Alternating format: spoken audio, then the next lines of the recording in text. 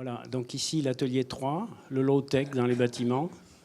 Alors, cette année, on a innové parce qu'on a souhaité que chaque atelier soit parrainé par une fédération des entreprises du bâtiment. Il y a 3 fédérations, la fédération du bâtiment, la CAPEB et les SCOP. Et donc, nous avons l'honneur ici aujourd'hui d'avoir la fédération des SCOP qui parraine cet atelier. Parce qu'effectivement, un projet de bâtiment sans les entreprises, ça reste des images. Après, si on a des entreprises, on a des projets. Donc les entreprises doivent être mises à l'honneur. Alors on a invité une entreprise avec Émile Lièvremont qui va nous parler de son entreprise, qui est une jeune SCOP, et qui va nous présenter en même temps la fédération des SCOP en 2-3 minutes. Et puis on attaquera après avec Thierry Riesser de Enertech, qui lui aussi est une SCOP. C'est ça qui est formidable. Donc il y avait une cohérence formidable dans tout cet atelier. Allez, à vous, Émile. Donc bonjour tout le monde. Donc j'ai été présenté, Émile Lièvremont. Donc je suis le responsable gérant de la SCOP Exébois éco-construction, donc avec une forte éthique sur l'éco-construction. Donc ça tombe bien, ça fait partie du thème. Donc je représente la construction de bois d'une manière générale et aujourd'hui plus particulièrement la Fédération des SCOP. Donc la Fédération des SCOP, je ne sais pas si vous connaissez, si vous en avez déjà entendu parler, mais brièvement le principe c'est que un homme, génériquement, une femme bien entendu c'est la même histoire, égale une voix. Donc tout le monde a droit et la place de s'exprimer. Donc ça, pour moi, c'est la priorité, c'est le social et l'humain. Deuxième intérêt, c'est que normalement, au moins la moitié des capitaux sont détenus par les salariés. Donc ça implique beaucoup l'individu dans son aventure professionnelle, du plus bas de l'échelle au plus haut de l'échelle hiérarchique d'une structure. Voilà.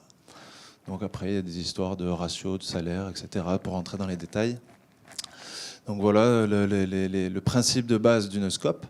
Et donc pour revenir sur le thème du bâtiment, il y a beaucoup de SCOP à l'échelle nationale qui existent dans le bâtiment, notamment une grosse SCOP en Loire-Atlantique qui s'appelle Macoretz, qui a eu le premier label C+, E-,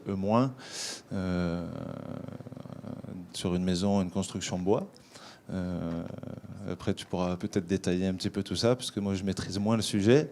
Il y a également dans la région un peu plus proche les arbres bâtisseurs, la SCOP Triangle dans la Charpente, qui sont des structures un peu plus grosses que celles que je représente, et donc nous, Exébois, qui œuvrons pour la construction.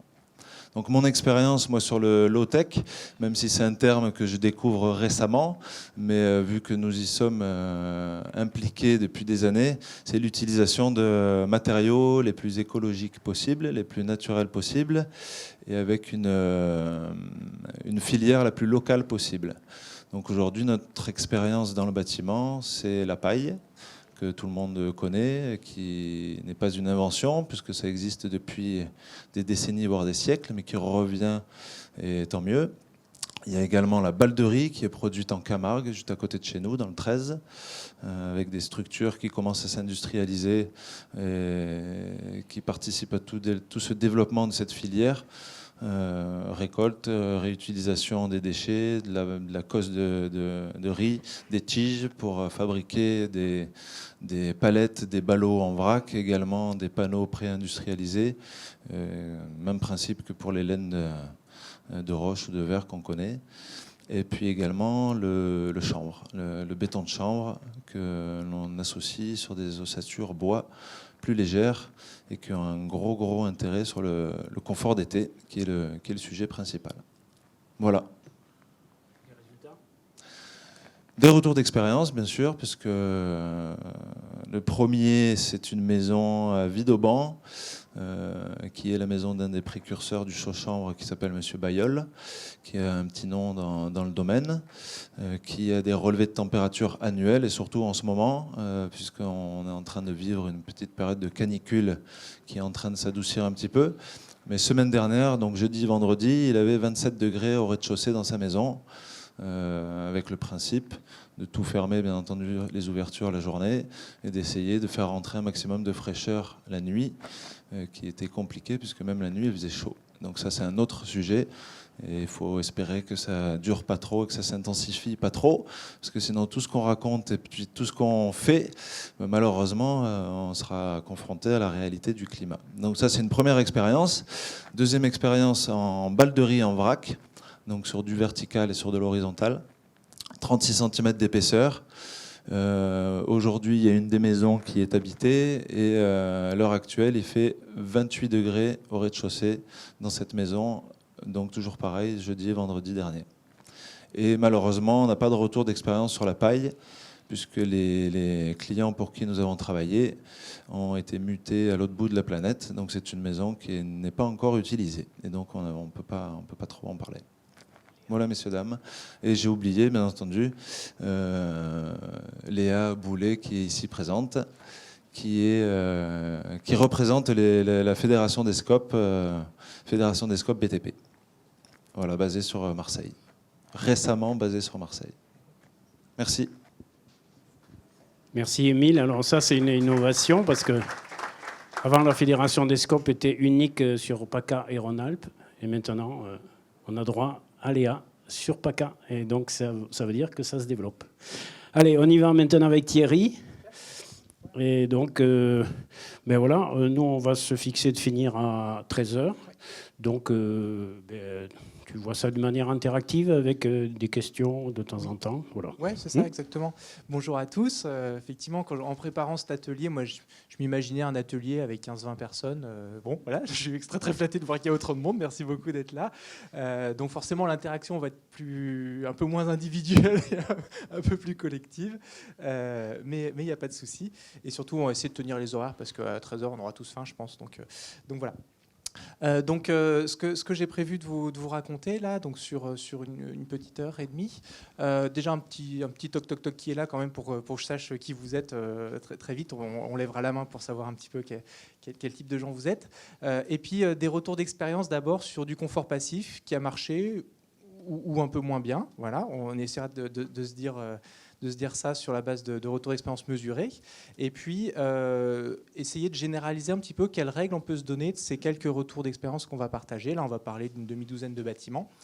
Voilà, donc déjà sur la conception passive du confort d'été.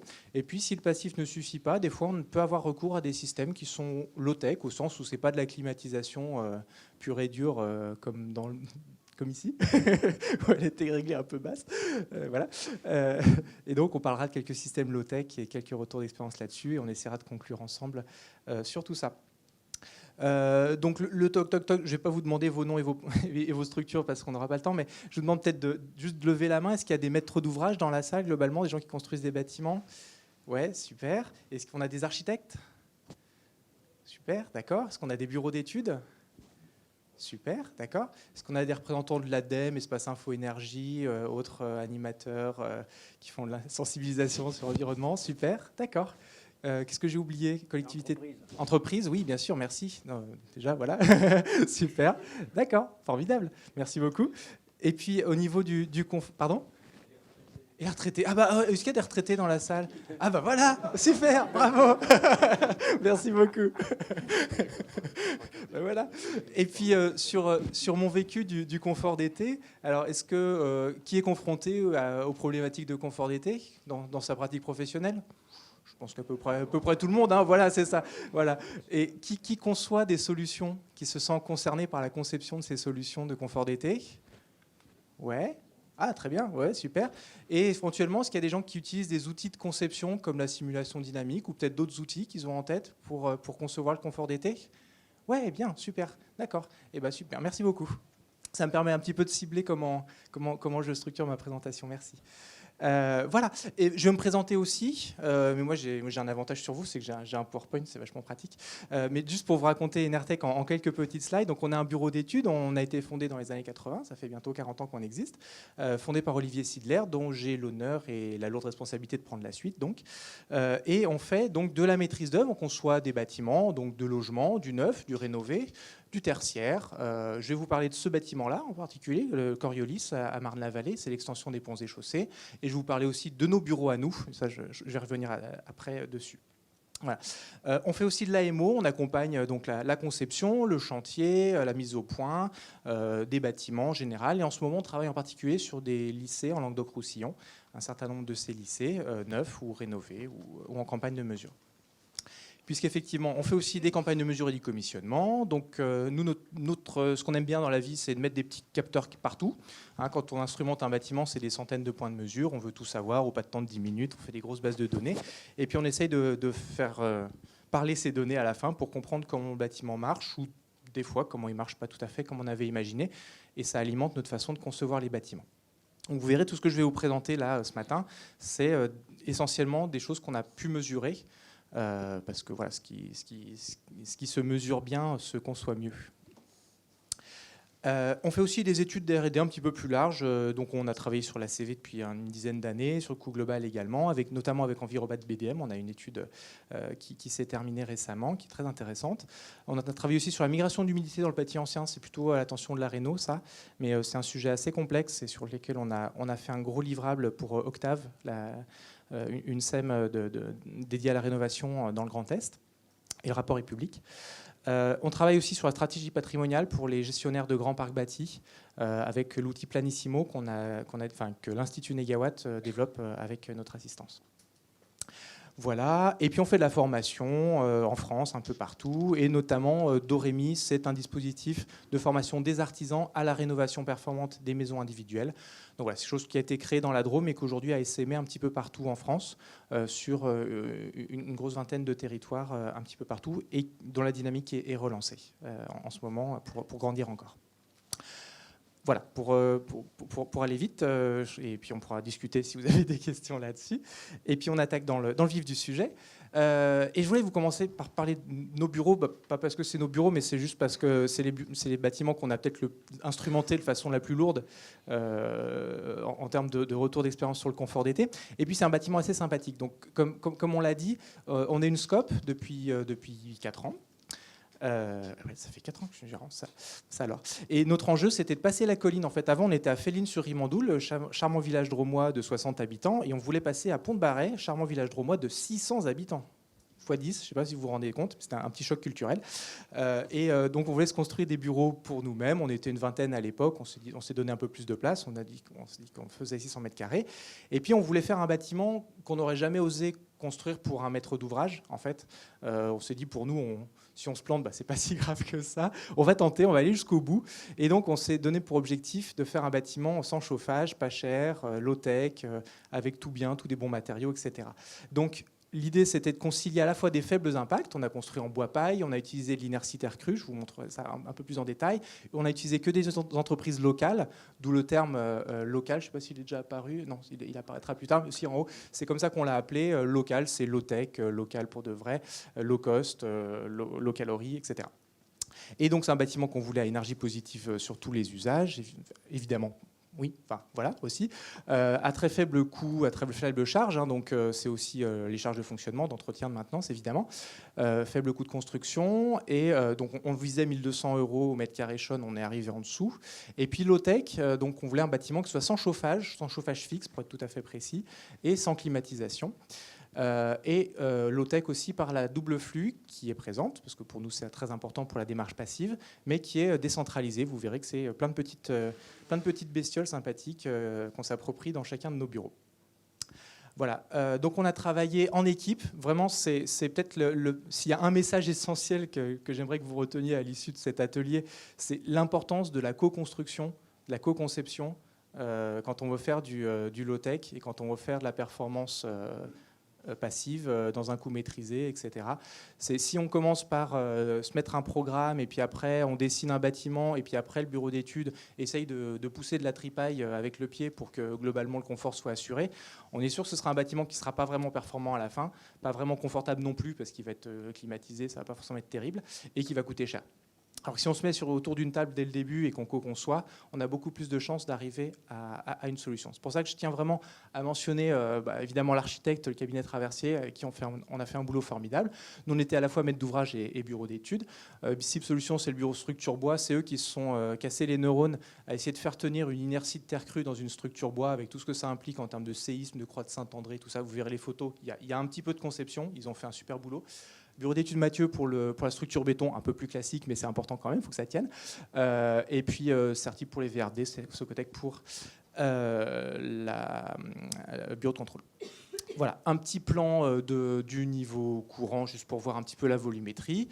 Et puis la coupe, c'est là où on voit un peu les procédés constructifs. Donc on a un demi-niveau enterré qui est en bas, qui est en structure béton, assez classique. La seule chose qui est rigolote sur ce sous-sol là, c'est que on n'est pas, d'ailleurs j'ai une faute, c'est pas une dalle, c'est un radier qui est flottant sur l'isolant, c'est-à-dire qu'elle n'est pas solidaire des longrines, mais il y a un isolant ici qui coupe le pont thermique. Et donc la dalle est uniquement portée par l'isolant qui est en dessous. Voilà. Donc ça permet d'avoir une rupture thermique très très bonne. Par contre, ça impose aujourd'hui de travailler avec des isolants type polystyrène extrudé. On n'a pas encore de meilleure solution. En attendant d'avoir mieux. Une double isolation intérieur-extérieur pour ces murs enterrés. Voilà. Et puis on arrive à la partie vraiment plus intéressante. L'élévation, c'est du caisson paille préfabriqué. Un petit complément d'isolation laine de bois parce qu'on n'isole jamais assez et qu'on avait besoin surtout d'une lame d'air pour l'étanchéité à l'air pour que toute l'électricité passe entre le parement et la frontière d'étanchéité à l'air, d'accord. 400 mm de watts de cellulose en toiture, c'est de la charpente traditionnelle et des combles perdus, et du triple vitrage à haut facteur solaire. Donc aujourd'hui, on n'a plus besoin de choisir entre double vitrage ou triple vitrage au sud. Des fois, on se souvient qu'avant le triple vitrage, le soleil rentrait pas très bien et il valait mieux du double vitrage au sud. Là maintenant, c'est plus le cas avec du triple vitrage comme ça. Le soleil rentre aussi bien que du double vitrage, ou quasiment, et par contre la chaleur sort pas. Voilà. Donc c'est devenu très intéressant pour la plupart des climats. Et donc en image, parce que c'est ce qui parle le plus, hein, la construction, ça ressemblait à ça. L'entreprise Sud-Est Charpente, qui est à Cléon-d'Andran, donc c'est le village d'à côté de Pont-de-Barret. Pour mémoire, c'est eux qui ont construit aussi les bureaux d'Isuba, Sud-Est Charpente, à Montpellier. Et donc les panneaux sont arrivés comme ça par ensemble de 4-5 mètres de long, hauteur d'étage. Et ils ont assemblé tout ça, plancher en bois. Là, on voit le remplissage de terre crue. Donc dans l'épaisseur des planchers intermédiaires et hauts, on a mis des briques d'argile compressée qui sont en fait des rebuts de fabrication d'une entreprise qui est à Toulouse. Et en fait, c'est des briques qui ont vrillé au séchage. Et donc en général, ça passe à la broyeuse, ils refont des briques avec. Là, ils nous en ont mis 70 tonnes sur palette et on les a posées directement dans l'épaisseur du plancher. Et par ailleurs, on a aussi 30 tonnes de briques de terre crue qui sont faites avec la terre du terrain. Quand on a excavé les fondations, on a gardé une petite partie de la terre du terrain qui se trouve être très argileuse. Donc il a fallu la couper avec du sable, mettre un petit peu de paille broyée. Et donc l'artisan Mathias Vernet, qui est à Cray, nous a fabriqué ces briques. Ça lui a pris un petit peu de temps. Et il les a maçonnées sur place à la terre crue. Voilà, et avec un super beau rendu. Il y aura des photos après. Voilà ces fameuses triple vitrages. Là, c'est l'entreprise Salver qui les a posées, aussi un Crétois. Voilà. Et un des petits secrets de fabrication du local, alors ce n'est pas forcément généralisable, mais en tout cas pour le climat drômois et nos besoins, nos apports internes, c'était l'optimum qu'on a calculé. Ça a l'air de rien, mais c'est le résultat d'un certain nombre de semaines de simulation thermique dynamique pour trouver le bon point d'équilibre entre le confort d'été et le besoin de chauffage proche de zéro. Voilà. Et donc, on a à peu près 17% de surface de menuiserie rapportée à la surface habitable, enfin la surface utile brute pour être précis pour du tertiaire, et répartie majoritairement, enfin pas tout à fait majoritairement, mais 44% au sud, évidemment minimisé au nord, dans la limite du confort de l'éclairage naturel. Voilà, donc on a quand même des jolies ouvertures au nord également. Voilà, ces triples vitrages sont en bois, sont en oscillobattant, ce qui permet évidemment de faire de l'aération nocturne et matinale. On s'est donné aussi des brise-soleil orientables qui sont vraiment le top du top de l'occultation extérieure. Vraiment, on en est super content. On a mis des volets bois sur d'autres orientations que le sud, mais en fait, on regrette un petit peu finalement parce que c'est des occultations qui sont tout ou rien, qui donnent beaucoup moins de souplesse dans la gestion de la lumière naturelle. Si c'était à refaire, on mettrait des BSO partout, peut-être pas au nord éventuellement, mais sinon partout. Voilà, parce que sinon le BSO c'est vraiment top. Avec la toute petite réserve, attention quand même, petit point de vigilance, BSO sur ossature bois, il faut s'assurer que les rails restent bien parallèles. On a eu 2 chaînes de cassées à cause d'un défaut de parallélisme au séchage de l'ossature bois. Donc voilà, bon, si on est plusieurs cinquantaines à dire aux fabricants de BSO, faites gaffe, mettez-nous une barre transversale en bas pour rigidifier l'ensemble, ou trouvez-nous une solution de fixation plus souple ou quoi que ce soit. Enfin, trouvez-nous une solution adaptée à la construction bois. Voilà. Bon, si on est plusieurs à porter ce message-là, ils vont évoluer. Et puis donc là, on commence à voir ces petites doubles flux décentralisées. Donc c'est ces boîtes-là, toutes blanches, qui ont tout d'une grande. Elles ont leur petit échangeur à plaques, leur petit ventilateur, leur petit filtre. Et ça se commande avec un petit interrupteur, bureau par bureau. Voilà. J'en reste là sur la présentation du mode constructif et tout. Juste pour vous sauter à la conclusion, est-ce qu'on a passé des bons étés dans ce bâtiment depuis les 2 étés qu'on a passés dedans? Eh bien oui, la réponse est oui. C'est-à-dire on n'a jamais dépassé 28 degrés dans notre bâtiment. Là, c'est une courbe de fréquence cumulée. Donc on voit le pourcentage du temps où pendant 50% du temps, on était en dessous de 25 degrés. Et on n'a jamais dépassé 28, alors qu'il a fait quand même assez chaud. Et juste pour rajouter à ce graphique-là, parce qu'on n'a pas encore mis en base les données, mais la semaine dernière, on a légèrement dépassé 28, on est monté à 28,5 au moment où il a fait 45 dehors, quoi. Voilà. Donc globalement, on est content, ça marche. Voilà. Je précise aussi, puisque le logo est apparu ici, les éléments que je vais vous présenter là sont issus d'une campagne de mesure qui est cofinancée par l'ADEME dans le cadre d'un appel à projet recherche. Donc, ce qui nous a permis de faire ça, c'est donc ces brises solaires orientables, c'est des apports internes très maîtrisés. On a beaucoup travaillé sur l'informatique, sur la qualité de l'éclairage. Pour tout ça, minimise les apports internes et qu'on n'ait pas de la chaleur, qu'on ne se fasse pas chauffer par nos ordinateurs en fait en été. Donc ça, c'est un élément important. L'inertie terre crue, ça marche. On a un petit peu d'écart entre la moyenne des bureaux du rez-de-chaussée et la moyenne des bureaux de l'étage. Les bureaux du rez-de-chaussée bénéficient de la dalle béton et les bureaux de l'étage n'ont que de l'inertie terre crue en plancher intermédiaire et en plancher haut. Et on voit qu'on a un petit degré d'écart globalement entre les deux en général. Donc c'est tout à fait raisonnable et donc ça montre que ça fonctionne bien.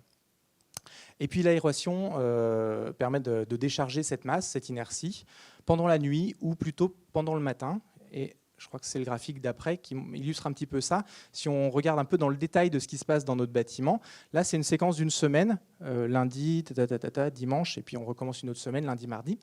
Et donc là, on voit en violet la température extérieure. Donc c'est la semaine caniculaire de l'année dernière, où on a atteint presque 38 degrés ici. Et puis, en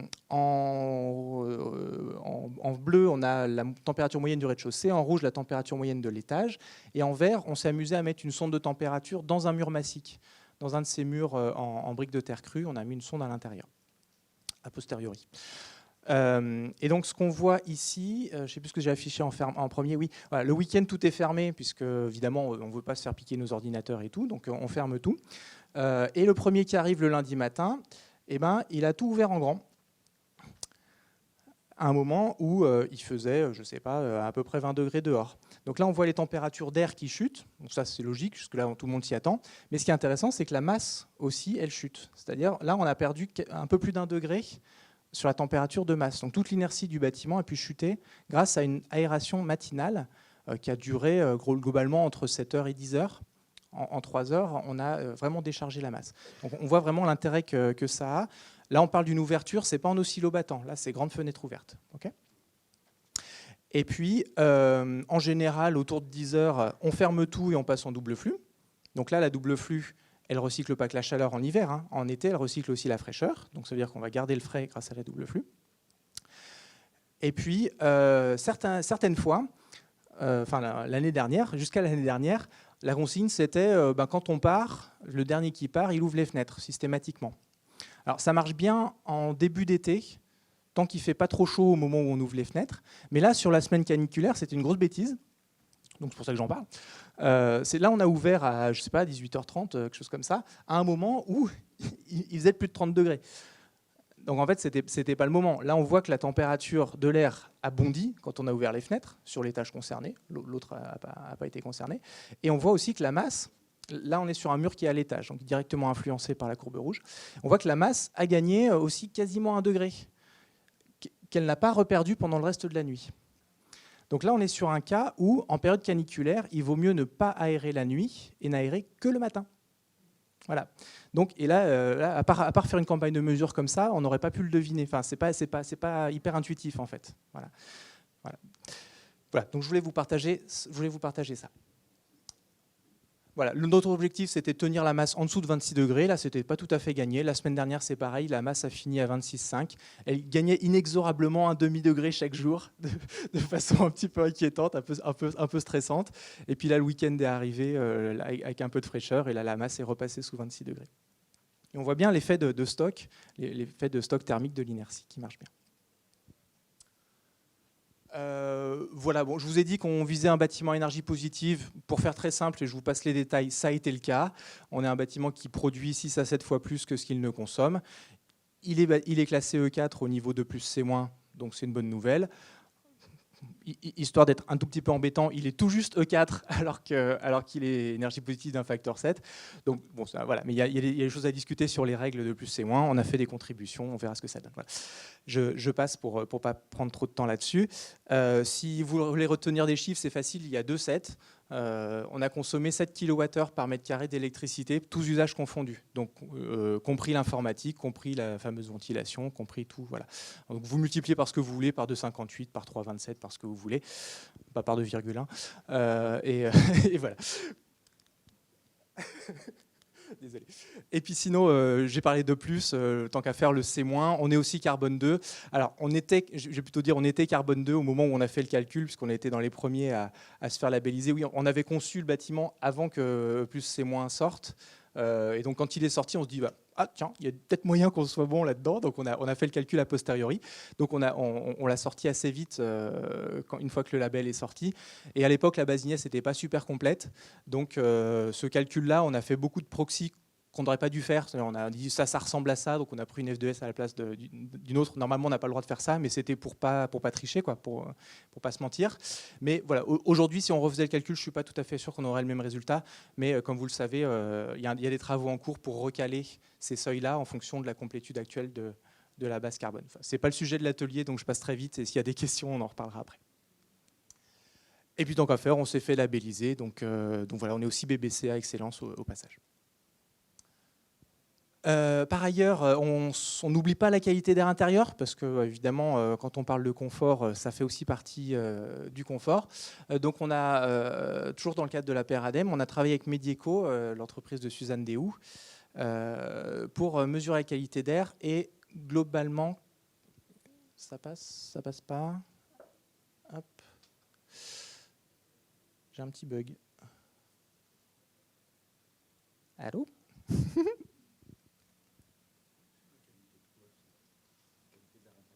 Oui, pardon, je ne l'ai pas dit. Oui. Ouais. Alors, qu'est-ce qui se passe? Ah, bah, elle est bien plantée, là. Zut.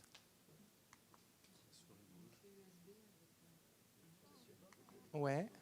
Ah, non, c'est bon. On va retenter. Hop. Ah oui, j'ai l'habitude de faire là, mais... Hop.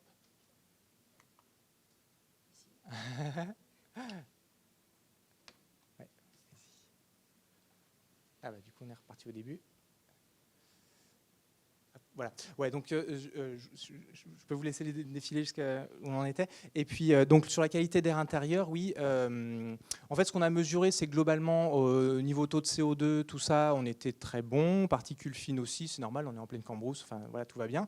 Par contre, c'était sur les COV, on était un petit peu étonnés. On a un peu plus de composés organiques volatiles, hein, COV, que ce qu'on attendait. Et Medieco nous a donné un petit peu la réponse à ça. Dans les COV, il y a les COV émis par le bois. En fait, la résine des résineux en particulier, les panneaux d'OSB aussi, ça émet de l'alpha-pinène et puis un autre truc dont je ne me souviens jamais du nom, qui sont des composés organiques volatiles. Et donc, sur cet indicateur-là, on s'est aperçu qu'on dépassait les seuils, notamment la nuit, parce que oui, la nuit, tant qu'à faire, on arrête tout. On a un gros interrupteur général qui coupe tout, y compris la ventilation. Et on a un réseau de prises rouges. Chez nous, ce n'est pas un réseau ondulé, c'est un réseau qui reste la nuit pour faire des calculs pendant la nuit. Bon, voilà, bref, je vous passe les détails. Mais du coup, la ventile est coupée la nuit et on avait ce pic de COV là, qui nous a un peu embêtés et dont on s'est aperçu que dès qu'on remet en route la ventilation, ça s'effondre relativement vite. Et que quand on a un salarié très zélé qui ferme sa ventilation quand il part manger, et hop, on a de nouveau un petit pic de COV qui revient. Donc ça, c'est très intéressant. Ça nous dit quoi? Ça nous dit que pour avoir une bonne qualité d'air dans les bâtiments, il faut et des matériaux sains et de la ventilation. Ce n'est pas l'un ou l'autre, c'est les deux. Voilà. Donc voilà, c'est pareil, c'est un message que j'aime bien partager. Voilà. Et aussi, c'est quand même très lié, je vous rassure, c'est lié à la construction bois, la première, la deuxième année. Et en général, la courbe de séchage est quand même assez rapide et on n'a plus de résine après quelques années. Donc on va refaire cette mesure-là de qualité d'air sans doute après l'été pour voir ce qu'il en est aujourd'hui.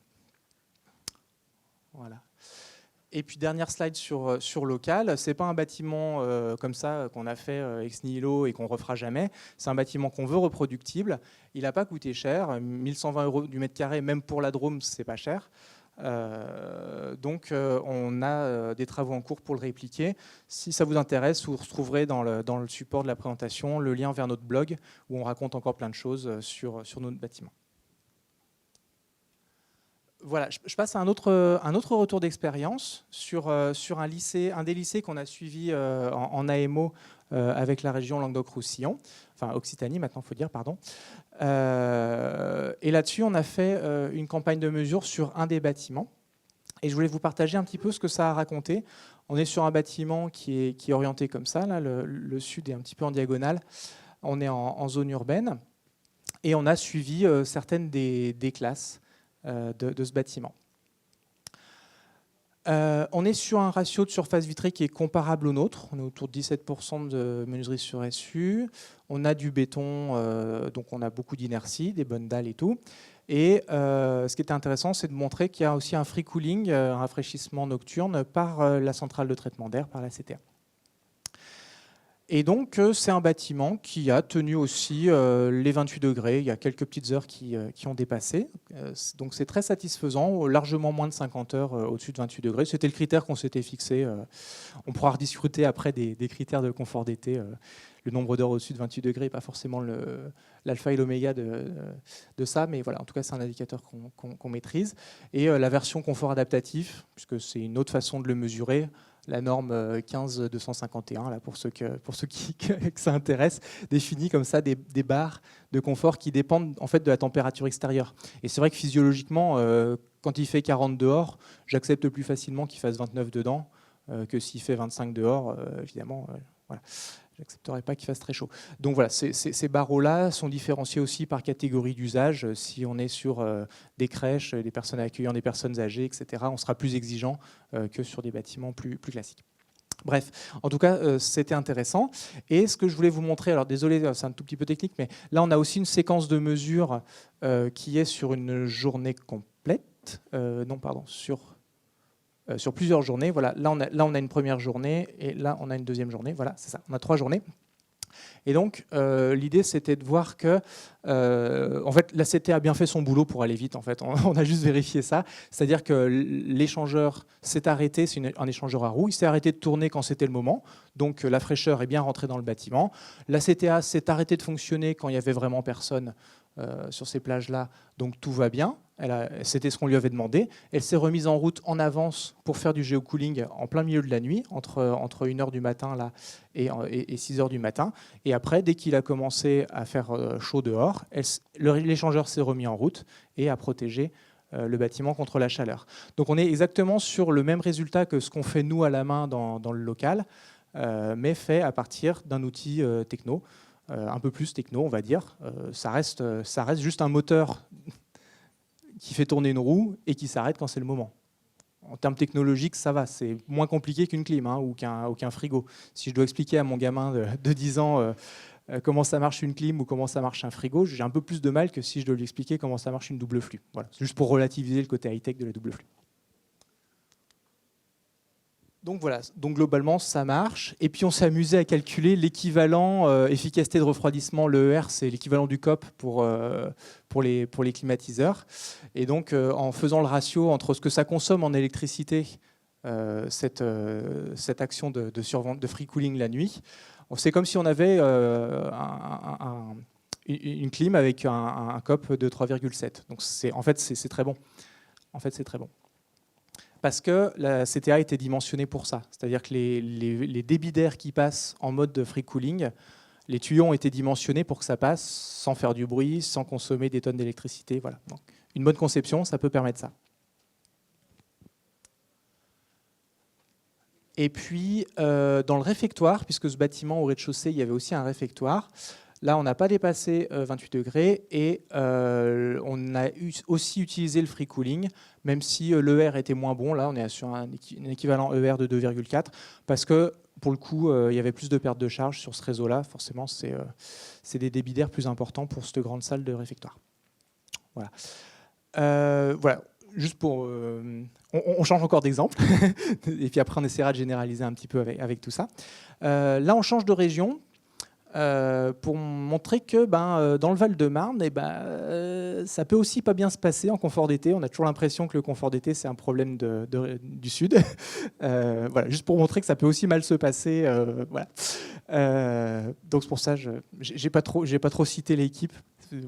Voilà, mais voilà, donc c'est un bâtiment dans lequel on a fait un audit instrumenté pour essayer de réduire la consommation énergétique. C'est un bâtiment qui a été livré assez récemment et sur lequel il y avait donc des gros potentiels d'économie d'énergie. Bon, voilà, je passe les détails, c'est pas le sujet, mais en tout cas, au passage, ils nous ont demandé aussi d'analyser le confort d'été et le fonctionnement et la qualité d'air intérieur.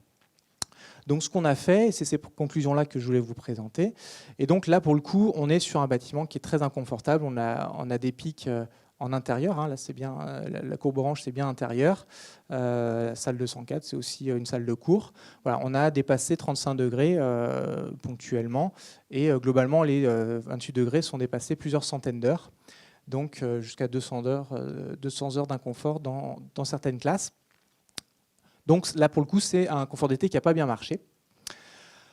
Alors, on peut se poser la question pourquoi ces résultats. C'est une question complexe, hein, mais on a essayé d'élaborer par simulation dynamique des pistes de solutions. Donc c'est cet éclairage-là qui nous a un petit peu permis d'avancer ces conclusions que je vais vous présenter. Donc on a de l'inertie, hein, il y a des dalles béton, tout va bien, donc c'est pas ça qui cloche.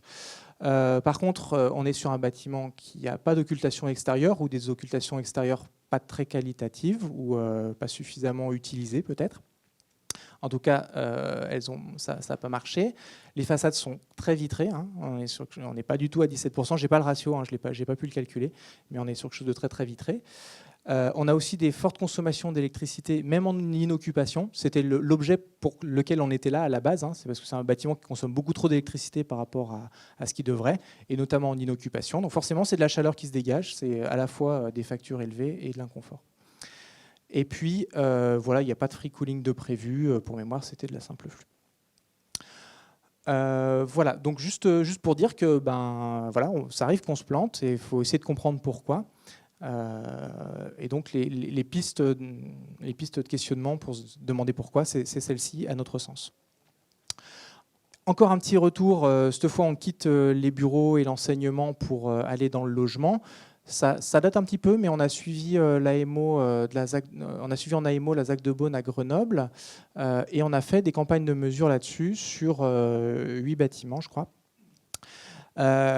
Et pour la faire simple, on est globalement sur des bâtiments qui se ressemblent pas mal, hein, avec construction béton à l'époque, pas mal d'ITE, des doubles flux, des simples flux, un petit peu tout mélangé. Et puis globalement, c'est la première fois où on était confronté à des conforts d'été massivement mauvais. Donc là, on a directement les nombres d'heures au-dessus de 28 degrés, et avec la barre des 40 qu'on avait fixée comme objectif sur la ZAC de Beaune. en barreaux intermédiaires ici. Donc on voit qu'on a une grosse majorité des logements qui n'ont pas du tout respecté ça, et jusqu'à des valeurs très importantes. Si on met ça sur d'autres façons d'interpréter les résultats, quoi qu'il en soit, quel que soit le polygone de confort retenu, quelle que soit la façon dont on évalue les choses, on a des bâtiments qui ont été très inconfortables. Et pourquoi ces résultats? Alors c'est là aussi où l'analyse fine permet de comprendre un petit peu mieux.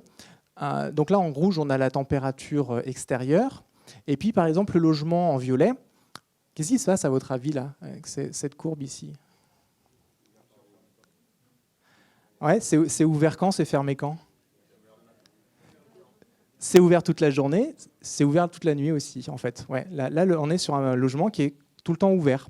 C'est-à-dire que c'est un occupant qui a choisi comme stratégie de confort d'été de maximiser la vitesse d'air plutôt que de se protéger de la chaleur en température sèche mesurée par un thermomètre. D'accord ? Donc finalement, et en fait, ce qui nous a le plus étonné, nous, en tant que bureau d'études, qui sont cloisonnés à nos petits chiffres dont on a l'habitude et qu'on sait calculer, c'est qu'en fait, quand on a demandé à la personne est-ce qu'elle était contente du confort d'été, elle a répondu oui. Elle a répondu oui. Avec mon critère d'ingénieur, je dis mais votre bâtiment, votre logement, c'est l'horreur. Alors on a posé la question avant de le dire, heureusement. Mais en fait, la personne était très contente. Elle vivait dans les courants d'air. Et c'est tout, et c'est ce qu'elle voulait. Elle n'en attendait pas plus du bâtiment, en fait. D'accord ? Et puis d'autres personnes ont eu une stratégie plutôt d'ouverture le soir ou plus d'ouverture la nuit. Je crois que c'est la courbe bleue, voilà, la courbe bleue, d'ouverture la nuit. Et donc, en fait, ce qui est intéressant sur notre graphique, finalement, c'est pas tant, sur ce graphique-là, c'est pas tant le fait qu'il y ait des gens qui ont eu ce type-là de confort d'été, parce que finalement, pour certains d'entre eux, c'était ce qu'ils voulaient et ils en étaient contents. C'est qu'en fait, il y a un saut important là. Il y a un trou là dans mon graphique. Il n'y a personne qui... Enfin, ça va des extrêmes ici à des très bons résultats aussi. Ça veut dire tout simplement que dans une enveloppe très isolée, la dispersion des résultats devient très forte.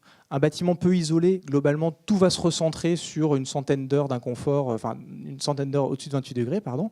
Et ça va être difficile de la faire beaucoup moins. Et par contre, sur un bâtiment très isolé, c'est très discriminant.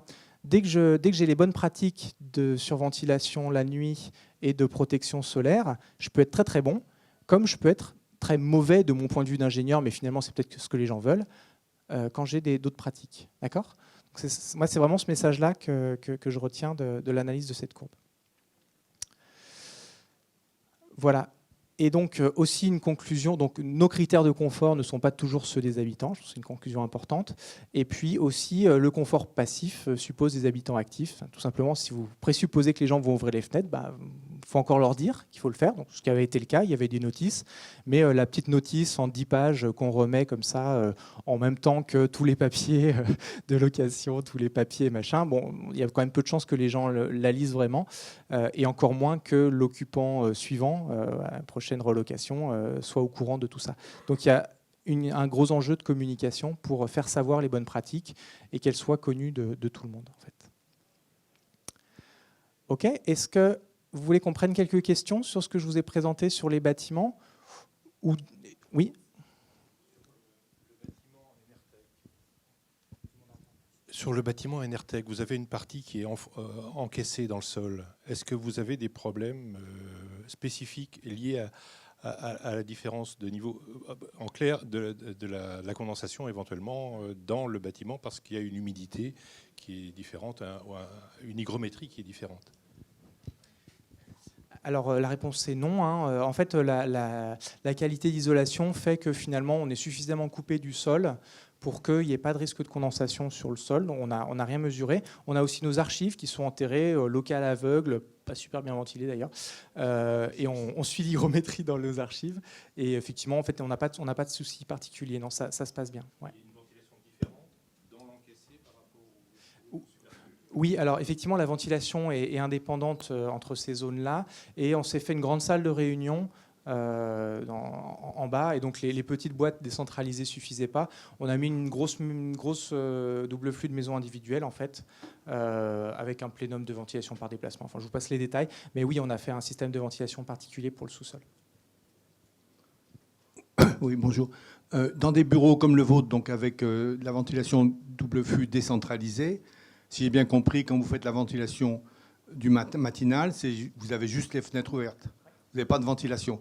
Donc, est-ce qu'il ne serait pas intéressant pour augmenter la baisse de température dans des périodes de canicule, de mettre à 2 endroits des fenêtres, des grillages solides qui puissent empêcher toute intrusion, et de mettre à ce moment des ventilateurs, en choisissant bien les positions d'entrée et sortie et la programmation du ventilateur qui fonctionnerait, mettons, vers 4 heures du matin jusqu'à 8 heures, avec des vitesses de vent qui fassent voler les papiers, qui soient un peu plus fortes que ce qu'on met dans des bureaux habités, quoi. Voilà.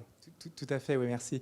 Effectivement, donc là, on s'est construit nos bureaux pour nous-mêmes, hein, donc on savait qu'on allait être dedans, on savait qu'on allait être des occupants actifs dans un bâtiment passif, et donc c'était conçu pour nous-mêmes. Effectivement, pour reproduire le concept d'aération, de rafraîchissement, on peut tout à fait envisager des ouvrants dédiés. Alors, avec ventilation ou sans ventilation, hein, ça peut être aussi tout simplement un ouvrant qui va être motorisé.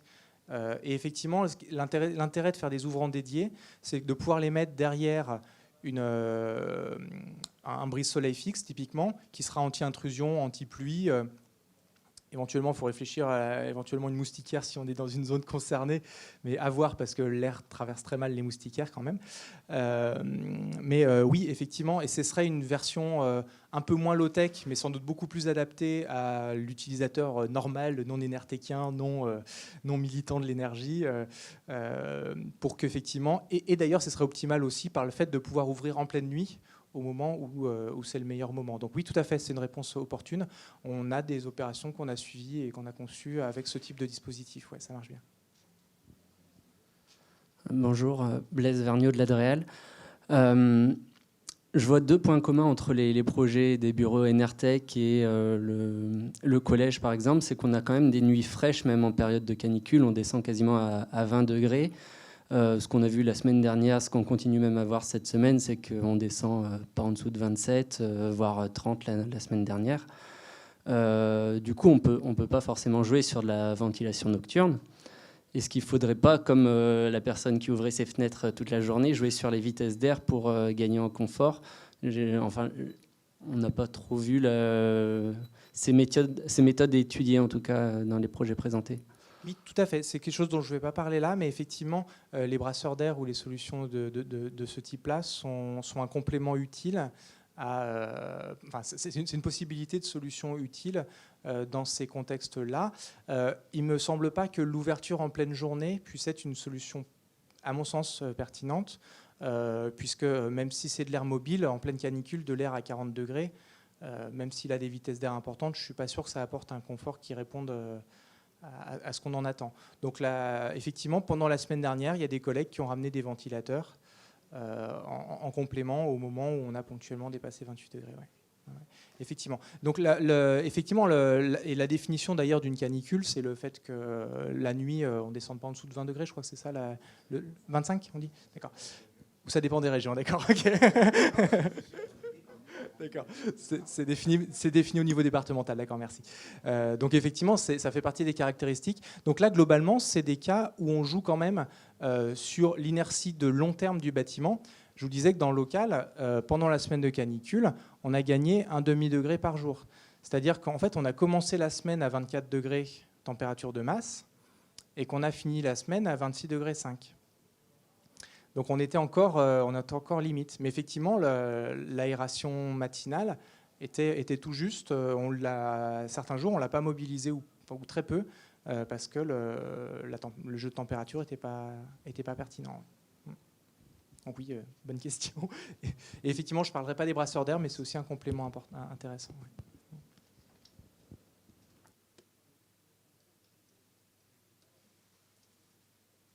Ok. Bonjour. Donc, je suis conseiller en énergie partagée. Donc, moi, je travaille avec les petites communes rurales. Et on a le problème des petites communes rurales, c'est l'école, qui cumule donc le fait que ce soit une construction qui peut être fin 19e ou, pire encore, fin 20e. Et on a beaucoup d'apports internes, etc. Donc, évidemment, on connaît beaucoup de solutions. Voilà, on va pas en faire la liste, mais la question c'était vraiment sur les retours d'expérience pour prioriser.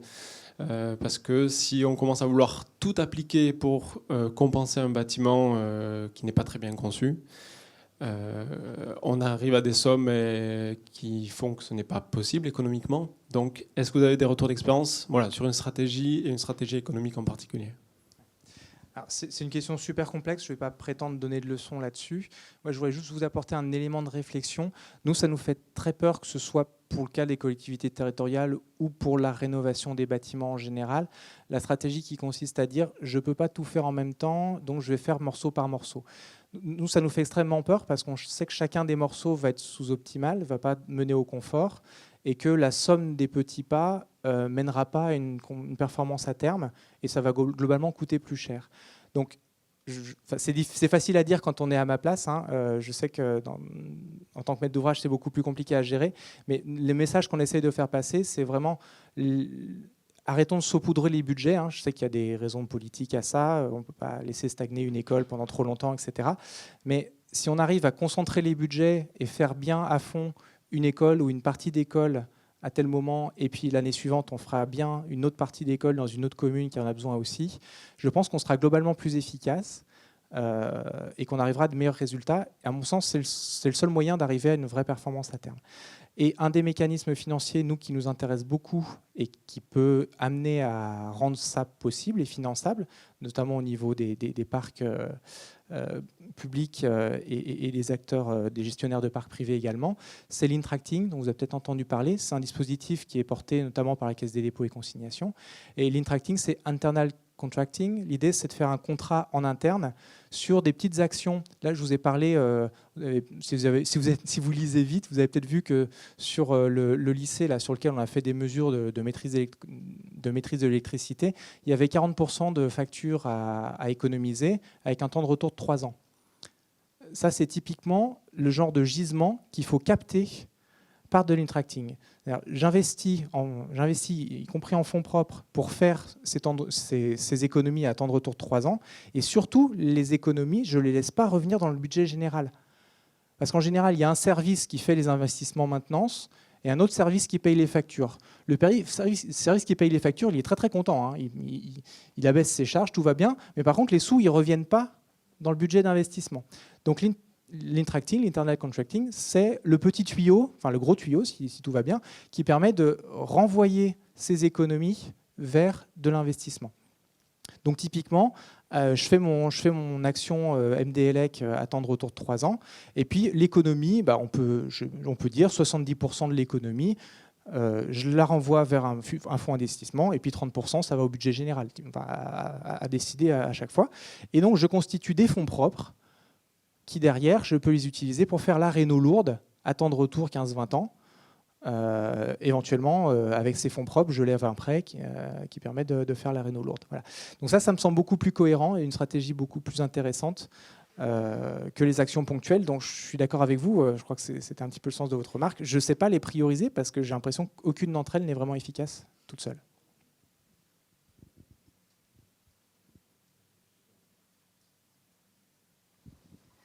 Bonjour, Maud Gégère de l'Agence des politiques énergétiques du Var. Vous l'avez peut-être déjà dit, donc je suis désolée si c'est répétitif, mais je voulais vous demander pourquoi avoir choisi de mettre des ventilations double flux décentralisées plutôt qu'une seule, sachant que ça pourrait paraître contre-intuitif en mettant plus de moteurs et plus de bouches. Oui, tout à fait. Oui, effectivement. Alors, notre volonté, c'était de faire simple, c'est-à-dire quand on veut faire de la double flux en centralisé, et en permettant de piloter bureau par bureau. C'était ça qu'on voulait. C'était que quand moi, de mon point de vue à moi, dans mon bureau, je ressens que je peux ouvrir la fenêtre et que je préfère ouvrir la fenêtre, je peux le faire sans perturber le bureau d'à côté qui n'a peut-être pas fait le même choix. Déjà parce qu'on n'est pas sur la même façade et tout. Et donc, si on veut pouvoir faire ça, ça veut dire un réseau collectif avec des petits registres bureau par bureau qui s'ouvrent et qui se ferment, qu'il faut qu'ils s'ouvrent et qu'ils se ferment ensemble si possible pour que le soufflage des reprises soit toujours équilibré. Et puis du coup, si je remonte à la centrale, il faut qu'elle soit régulée en pression constante pour pas que le ventilateur il pousse sur des vannes fermées, etc. Et tous ceux qui ont fait un petit peu de mise au point des installations techniques savent que c'est assez délicat d'avoir le bon réglage et qu'il est rarement pérenne dans le temps et qu'en fait, il y a beaucoup de complexité là-dedans. L'idée du décentralisé, c'est vraiment ça, c'est bête comme un interrupteur. De la même façon que je gère mon éclairage dans mon bureau, je gère ma ventilation dans mon bureau. C'est aussi simple que ça. Et en fait, au niveau consommation électrique, c'est effectivement un peu contre-intuitif, mais l'absence de réseau fait qu'il y a très peu de perte de charge. Donc l'air circule assez facilement et les petits ventilateurs, ils consomment 3 fois rien. En fait, en vitesse 2, là, les caissons, là, ils consomment 5 watts chacun. Donc si vous faites le calcul du ratio watts par mètre cubeur, on est environ à la moitié ou aux 2/3 de ce qui se fait en centralisé à cause des pertes de charge du réseau, tout simplement. Et en termes de prix, j'aurais du mal à vous faire un retour précis parce qu'on les a achetés en direct, on les a posés nous-mêmes, on a valorisé nos heures dans les coûts que je vous ai présentés là, hein. On les a valorisés à un coût artisan plutôt élevé. Mais je ne sais pas du tout... Enfin, on s'assurait nous-mêmes, on savait qu'on était un client pas chiant, et donc voilà, on n'a pas chiffré comme un... Enfin, c'est difficile de chiffrer comme un artisan aurait chiffré. Voilà. Donc il n'y a pas la marge de sécurité. Donc nous, ça nous a coûté pareil qu'une installation centralisée. Je ne peux pas vous promettre que posé par un artisan ou une entreprise traditionnelle, ce sera tout à fait le cas. Dans le même ordre d'idée, Thierry, je voulais savoir si en rénovation, ce ne serait pas une solution intéressante dans des bâtiments où on a peu de hauteur sous plafond. Oui.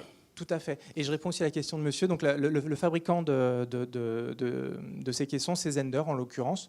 On avait fait un benchmark à l'époque. C'était les seuls qui avaient cette qualité d'échange et cette qualité de basse consommation des ventilateurs et qui soient gainables. On voulait aussi pouvoir, quand on a un bureau qui est à côté des toilettes, pouvoir mettre un petit bout de tuyau qui fasse la reprise dans les toilettes à côté. Et à l'époque, il y avait qu'eux qui faisaient ça. Et maintenant, il y a aussi, que je ne dis pas une bêtise, c'est chez Helios qui a aussi...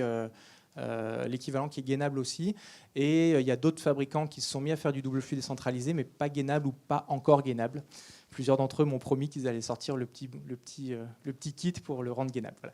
Et donc sur la question de la réno, oui, absolument, c'est des super solutions. On a eu quelques rénovations de maisons individuelles dans Dorémy qui ont été faites avec du décentralisé. Donc ça marche, c'est faisable. Ça marche aussi bien pour les classes et école. Alors évidemment, c'est pas le même matos, hein, c'est pas un petit truc qui a la taille d'une armoire à pharmacie, c'est plutôt un truc qui se met en imposte en linteau ou voire comme une armoire, un peu comme le volume là, à peine plus petit que le volume là, moins épais en tout cas, qui se met dans la classe. Certains sont équipés d'un tableau noir pour pouvoir faire en maternelle un petit recoin bibliothèque machin, et il y a une zone de soufflage comme ça. Donc voilà, il y a du matériel français, atlantique, il y en a plusieurs qui font ça aujourd'hui sur des débits autour de 600 mètres cubeurs, donc adaptés aux classes. Et y a-t-il un risque d'inversion aérolique ? De recyclage, vous voulez dire ? Ou d'inversion aérolique de pièce à pièce avec du double flux décentralisé ? Est-ce qu'on peut tirer... Ah oui, non. Alors oui, absolument. Oui, merci de la question. Là, ce qu'on a mis en œuvre et ce qu'on voulait avoir, c'est pas les double flux alternatives, celles qui ont un échangeur massique qui, à un moment, il tire, à un moment, il pousse, c'est des push-pull. Qui nécessitent une synchronisation entre deux appareils et globalement qui peuvent générer des circulations dans le mauvais sens des toilettes vers les pièces de vie. Donc ça, c'est des trucs qu'on a rayés de nos listes de matériel, on les préconise pas, et on utilise uniquement des équipements à ventilation continue. Il y a 2 ventilateurs. Il y en a un qui souffle, il souffle toujours, et il y en a un qui reprend, il reprend toujours. Comme ça, quand je gaine avec les toilettes, effectivement, dans les toilettes, ça va que reprendre, et dans mon bureau, ça va que souffler. Voilà. Et on fait du balayage. Oui, j'ai entendu la question sur les surchauffes dans les salles de classe. Et je voudrais citer un exemple qu'on a traité il y a longtemps, c'était en 85, par des solutions toutes simples. C'est-à-dire, d'une part, comme il y avait 2 orientations de vitrage, des rideaux des rideaux extérieurs pour les vitrages sud, on laissait suffisamment de luminosité pour la journée. Deuxièmement, on a fait plusieurs systèmes, enfin, et puis la végétalisation, c'est-à-dire qu'on faisait des brises-soleil à lamelles qu'on enfilait dans des poutres. Quand c'était l'été, l'hiver on les enlevait, l'été on les remettait et inclinés pour laisser pénétrer le soleil qu'on voulait. Et puis en même temps, on avait tiré des fils et on mettait une plante. Alors comme ce qu'on voulait c'était de la glycine mais que c'est long, De l'autre côté, on a planté de la vigne vierge qu'on arrosait à fond la caisse. En 2 ans, on avait notre... Et après, on coupait la vigne vierge devant la glycine qui poussait. Ah bah super, merci pour ce retour. C'est finalement, c'est... Ça a vraiment beaucoup... Ça a bien marché. Super, bah, merci pour ce retour. vitrages hauts pour la nuit. D'accord, et une imposte ouvrante pour la nuit, super, d'accord. Merci beaucoup. Bonjour, Maxime Duluc, bureau d'études à Aix. Juste un témoignage, on a fait une étude confort d'été donc pour 7 écoles ou 5 écoles de la ville. Et en fait, nos usages, on va dire, ont défavorisé le confort d'été parce qu'on a supprimé les platanes qu'il y avait dans les cours pour les raisons de sécurité. On avait ou pas des protections solaires extérieures, donc elles n'ont pas forcément été rajoutées. On a remplacé les fenêtres simple vitrage qui laissaient passer l'air par du double vitrage, du coup, qui enferme toute la chaleur émise par les élèves. Et malheureusement, on a aussi occulté et bouché en fait, les petites fenêtres qui donnaient sur les circulations qui sont souvent au nord, enfin, dans les anciennes écoles, où on avait un couloir qui était froid et frais en été. Et pour des raisons de sécurité, on ferme ces petites fenêtres qui permettent de faire du transfert d'air et on les bouche et on les occulte complètement et on les condamne. Donc, du coup, on pénalise complètement, mais c'est vraiment à cause d'usage, on va dire, qu'on a pénalisé. Donc, c'est sur ces problématiques-là, c'est dur derrière d'améliorer les choses. Mais ça, c'était juste un témoignage. J'ai une question sur le taux d'occupation et la densité. Parce que vous avez des bureaux qui font 600 mètres carrés à peu près. Vous parliez de 20 personnes. 26 aujourd'hui. 26, ça fait presque, un peu moins de 30 mètres carrés par personne, ce qui est plutôt confortable. En termes de conception, quand on est sur des bureaux, est-ce que vous avez, par rapport à toutes vos études, évalué des densités ou des taux maximum, plus pour les maîtres d'ouvrage, du coup, pour leur dire, si on veut tant de personnes, il faut tant de surface? Oui, tout à fait. Oui, effectivement. En réaction sur votre témoignage, pour moi, ça parle quand même pas mal du fait d'avoir fait une rénovation sans le poste ventilation prévu dans les travaux. Le fait de remplacer des menuiseries par des menuiseries étanches sans prévoir une ventilation, il y a un problème fonctionnel, quoi, forcément. Quoi, voilà. Mais oui. Et alors sur la densité, oui. Alors ce qui est très rigolo, c'est qu'on a fait la simule dynamique, donc été et hiver, avec l'occupation. Donc aujourd'hui, on est 26 dans les bureaux. On s'est donné jusqu'à 35 personnes dans les bureaux. Sachant qu'il y a une grande salle de réunion, il y a un grand atelier de stockage de nos mesureurs. Enfin, voilà. C'est pour ça que le ratio de surface il est plus important. Un cinquième des surfaces sont au sous-sol, très peu utilisées. C'est pas là où on a fait les mesures de confort d'été. Voilà. Où c'est que je voulais en venir? Oui, c'est que finalement, en fait, par simulation dynamique, les résultats sont assez robustes. Ce qui est intéressant de voir, c'est que finalement, la charge thermique apportée en hiver, la charge thermique apportée par la ventilation qu'on met en route, si on est 35, on met en route toutes les ventilations. Si on est 20, on met en route que les ventilations pour 20 personnes. Et finalement, ça s'équilibre entre cette charge thermique en plus, de ventilation en plus, et les apports internes des personnes en plus. Et donc finalement, on tient le même ratio de 3 kWh par mètre carré de besoin de chauffage, qu'on soit 20 ou qu'on soit 35. Donc ça, c'était à peu près fiable. Et au niveau confort d'été, là, par contre, évidemment, ça dégrade parce qu'il n'y a pas de balance équivalente. Dans la simulation dynamique, on restait au-dessus, à moins de 50 heures au-dessus de 28 degrés. Et là, je ne peux pas vous dire si la réalité est conforme, puisqu'on n'y est pas encore. Voilà. Oui, encore une question, puis je vais peut-être reprendre le fil. Oui, bonjour, je suis maître d'ouvrage social.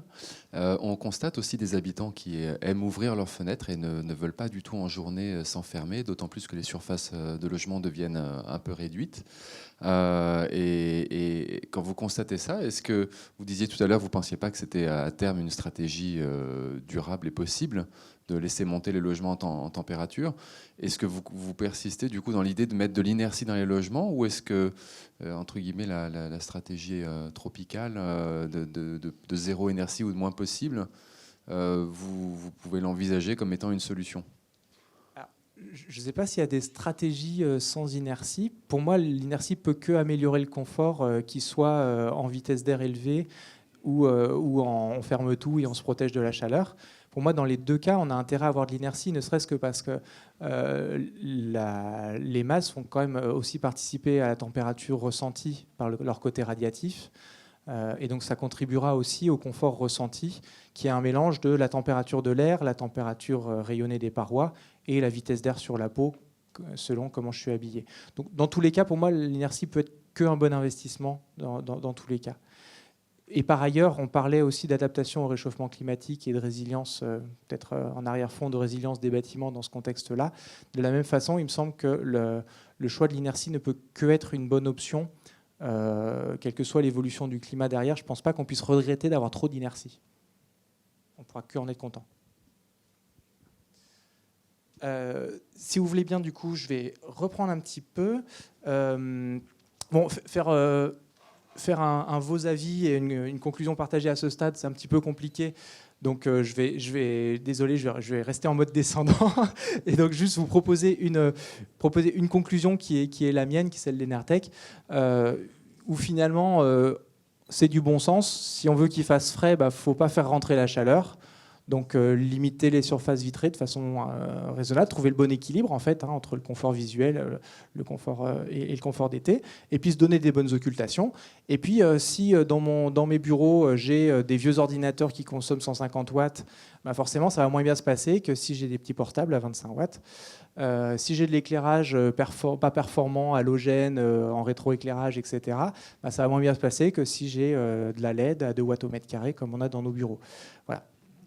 Bon, c'est juste du bon sens, ce que je défonce un peu des portes ouvertes, mais cette stratégie-là, forcément, ça vous conduit à une génération de chaud et une génération de froid, alors qu'une stratégie comme ça, complètement low-tech, complètement passive, éventuellement, vous pouvez vous passer de génération de chaud, éventuellement, vous pouvez passer...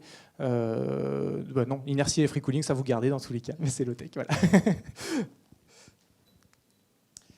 Un petit focus sur la terre crue. Je suis en train de me dire... Est-ce que vous préférez qu'on parle de la terre crue et quitte à zapper un petit peu les solutions type... je comptais vous parler de rafraîchissement adiabatique et de free cooling géothermique. Est-ce que... On nous a voté un quart d'heure de rab. Ah c'est formidable, on n'aura même pas à choisir. Alors, je vais essayer de faire pas trop long et de couvrir tous les sujets. Alors, je vais vous parler un petit peu de la terre crue qui est importante dans nos bureaux et nos stratégies d'été. Donc vous voyez que notre artisan s'est bien amusé. Il y a un chat qui est passé sur les briques pendant qu'elles séchaient. Il nous en a fait un élément décoratif dans l'entrée. Je ne sais pas si vous voyez très bien, mais il y a 2 pattes de chat là. Voilà, bref. Et donc, je vais vous en parler parce qu'il y a pas mal de représentations autour de ce que peut ou de ce que peut pas faire la terre crue. Et donc, je voulais un petit peu mettre d'objectivité là-dedans. Alors déjà, juste pour vous dire que ça a été compliqué de simuler en STD, en simulation thermique dynamique, le comportement hygrothermique de la terre crue, mais c'est possible, on a fini par y arriver. Des premières simulations aux dernières, on a réussi à se rapprocher de la réalité mesurée. Donc c'est quand même une bonne nouvelle. Ça veut dire que les modèles physiques s'appliquent aussi à la terre crue, ce qui est quand même plutôt normal, mais finalement, c'était pas forcément évident. Donc ça nous rassure. Et puis, alors, qu'est-ce qu'on constate du coup dans les modèles et dans la vraie vie? C'est clairement la terre crue permet de lisser l'humidité intérieure. Ça permet de faire un stockage-déstockage sur la journée d'humidité, qui est bénéfique, puisque globalement, on va abaisser les niveaux d'hygrométrie pendant l'occupation, par rapport à s'il n'y avait pas de cette inertie hygrométrique. Donc ça contribue au confort. Par contre, certaines personnes peuvent dire que la terre crue, c'est de la climatisation naturelle, avec l'idée que ça stocke de l'eau et ça redéstocke de l'eau, et quand ça déstocke de l'eau, comme ça c'est de la vaporisation, et ça absorbe de la chaleur. Alors ça, c'est pas vrai, en fait. Déjà parce que les puissances en jeu le niveau d'énergie en jeu est extrêmement faible. Sur nos 30 tonnes de briques de terre crue de refend, il y a environ 30 kg d'eau stockée en intersaisonnier. C'est-à-dire entre l'été et l'hiver, la différence de poids d'eau, c'est 30 kg pour les 30 tonnes. Donc c'est pas l'épaisseur du trait, mais presque. Si je ramène ça en kilowattheure, on parle de 0,1 kWh par mètre carré de besoin de clim évité, pour raisonner comme ça. Donc c'est vraiment l'épaisseur du trait. Et puis surtout, en fait, Là, l'échelle est pas lisible, mais en fait, le bâtiment se charge d'humidité en été et se décharge en hiver. Pardon, c'est l'inverse. Il se Je vous la fais dans le bon sens. C'est bien, il se charge en été, il se décharge en hiver. C'est contre-intuitif, c'est pas ce qu'on pensait, mais en fait, la raison, ça s'explique. Et c'est parce qu'en fait, dans l'air chaud, il y a plus de place pour de l'humidité, d'accord, que dans l'air froid, où ma petite bulle d'air, là, quand elle a froid, elle est toute petite et il n'y a pas de place pour l'humidité. Donc en fait, l'humidité absolue est toujours plus élevée en été qu'en hiver. C'est un peu contre-intuitif parce que le linge sèche plus en été qu'en hiver, mais là on parle de physique de l'eau liquide. Donc c'est normal que ça sèche mieux en été parce qu'il y a plus de place dans l'air pour absorber l'humidité du linge. Par contre là, le stockage d'eau dans la terre crue, on parle de stockage d'eau vapeur qui s'absorbe dans la matière. Donc on est sur de la physique de l'eau vapeur, donc il ne se passe pas la même chose. Désolé, c'est un tout petit peu technique, mais en fait, si je suis une molécule d'eau qui se balade en forme vapeur dans l'air, la question c'est est-ce que j'ai envie de me coller dans une cavité pour de la porosité de la Terre, ou est-ce que je préfère continuer à me balader dans l'air? Et ça, c'est très lié à la place que j'ai dans l'air versus est-ce que c'est intéressant de me coller contre la terre crue. Donc c'est uniquement lié à l'humidité relative et pas à l'humidité absolue. Désolé pour ceux que j'ai largués. Pour les autres, faites-moi juste confiance. Et en fait, du coup, ça fait l'effet inverse de ce qu'on pensait, c'est-à-dire qu'en fait, la terre crue, elle chauffe en été et elle refroidit en hiver. C'est pas ce qu'on voulait. Mais en fait, c'est pas grave parce que de toute façon, c'est 0,1 kWh par mètre carré, donc en fait, c'est l'épaisseur du trait. Je devrais même pas en parler. Voilà, pour rassurer ceux qui n'ont pas forcément suivi le truc. J'avais préparé des slides un peu plus détaillés, mais on n'aura vraiment pas le temps. Vous les retrouverez sur le support pour ceux que ça botte la physique de l'air. Dans tous les cas, je vous rassure, c'est super intéressant de faire de l'inertie par la terre crue. Tout simplement parce que c'est le moyen le moins émetteur de CO2, le moins émetteur d'énergie grise pour faire de l'inertie. Par rapport à du béton ou quoi que ce soit d'autre, c'est hyper bas carbone, c'est hyper basse énergie grise. Donc voilà, même si vous oubliez cet argument-là qu'on vous sortira des fois, mais gardez le message, la terre crue, c'est génial, ça marche, ça bénéficie au confort par l'inertie à la fois thermique et à la fois hygrothermique, au sens où ça lisse l'humidité pendant la journée, mais pas en intersaisonnier. Voilà. OK.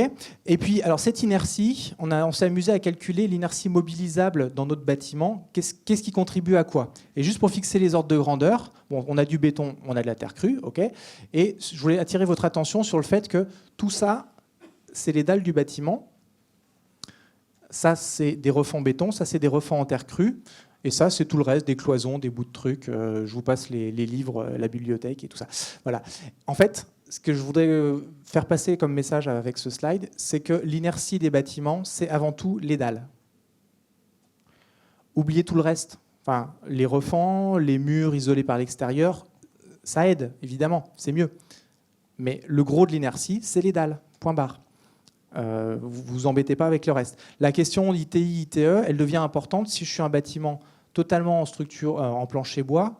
Si je sais pas, une maison avec un plancher intermédiaire bois et puis une partie comble sans aucune inertie, là ça vaut le coup que je me donne les moyens d'isoler plutôt par l'extérieur pour apporter de l'inertie, ou que à ce moment-là, si vraiment je peux pas, je suis obligé d'isoler par l'intérieur, que j'apporte de l'inertie par d'autres moyens. Mais dans tous les autres cas, l'effet des dalles est écrasant sur tout le reste. Voilà. Je voulais juste... Sans moquette. Alors, effectivement, on parle bien d'inertie mobilisable, c'est-à-dire, en particulier, si j'ai un faux plafond acoustique, comme ici, avec un matelas d'isolant de 5 cm, je me coupe de l'inertie de la dalle. C'est comme si elle n'était pas là du point de vue de cette salle. Ce sera utile que dans la salle d'au-dessus, ou pour nous, sur la dalle d'en dessous, où bon, la moquette, ça a une certaine résistance thermique, il faut la prendre en compte dans la simulation. Mais par exemple, dans nos bureaux, il y a un OSB qui est le diaphragme du bâtiment et qui est le support d'un vrai linoléum, un lino naturel. Voilà, tout ça, ça a aussi une petite résistance thermique qu'il faut modéliser, sinon on s'écarte de la réalité. Voilà. C'est dans les dalles.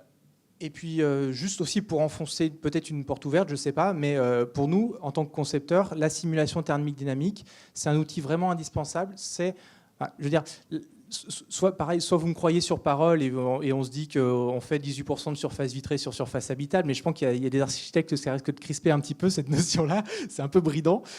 Si on veut, soit on se donne des règles du pouce comme ça et puis tout va bien. Et je sais que ça va marcher. Si on veut sortir de là, le seul outil qui pour moi permet d'arbitrer, j'ai 25% de surface vitrée, mais j'ai fait ci, mais j'ai fait ça, mais ça marche ou ça marche pas, je sais pas. Le seul moyen qui me permet de dire ça marche ou ça marche pas, c'est la STD. Voilà. Donc c'est un petit peu l'outil de co-conception qui permet de rassembler toutes les idées bizarres. Enfin voilà, si on veut faire un bâtiment qui tourne, si on veut faire un bâtiment à isolation variable, enfin j'en sais rien. On peut imaginer n'importe quoi. Dans STD, on sait faire quoi. Voilà, on peut le calculer. Voilà. Juste, voilà.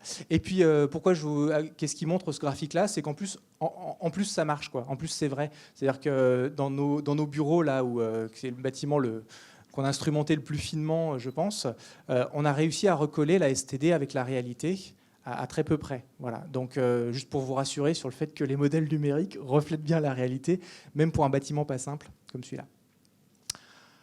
Voilà. Il y a beaucoup de choses de ce que je vous ai dit là, en termes de conclusions généralisables sur la STD, sur la stratégie de confort d'été, que vous retrouverez dans ce document qui est en téléchargement libre sur notre site internet. Donc pour ceux qui ne le connaissent pas, ça parle du confort d'été, ça parle plein d'autres choses, mais notamment ça parle beaucoup de co-conception entre architectes, bureaux d'études, maîtres d'ouvrage, tous les bureaux d'études d'ailleurs, les économistes.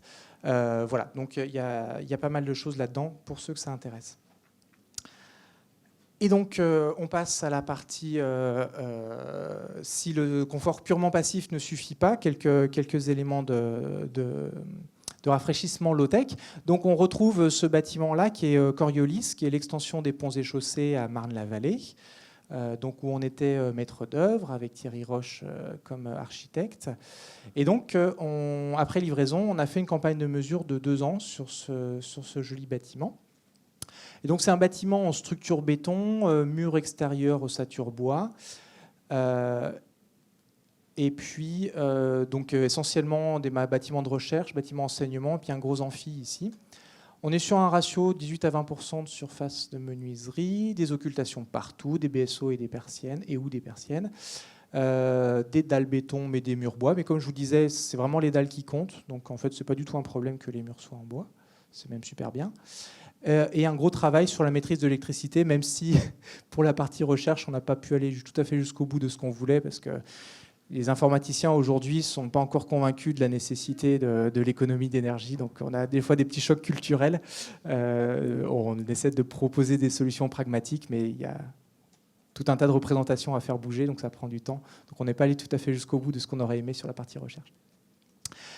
Et puis, qu'est-ce qu'on a fait de rigolo comme rafraîchissement low-tech ?